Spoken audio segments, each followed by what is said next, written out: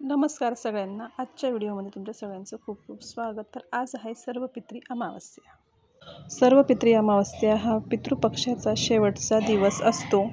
या दिवशी आपल्या सर्व पितरांना स्मरण करून त्यांचं तर्पण केले जाते. सर्वपित्री अमावस्येचा दिवस म्हणजे असा दिवस असतो की एवढ्या 15 दिवसात कोणाला काही अडचणी आलेल्या असल्या पित्र घालायला ते सर्वजण या दिवशी पित्र घालत असतात. या दिवशी पितरांना अन्न, पाणी आणि पिंडदान अर्पण केले जाते.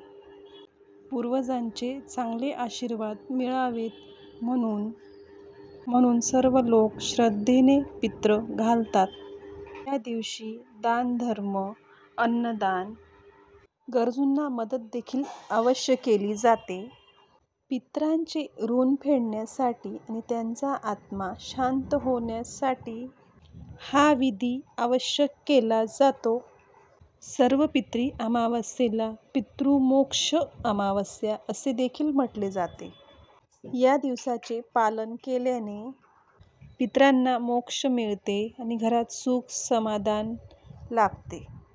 बरेच लोक या पितृपक्षाच्या 15 दिवसांमध्ये पितृकाया आणि मातृकायेला सुद्धा आईवडिलांचं ऋण फेडण्यासाठी जातात.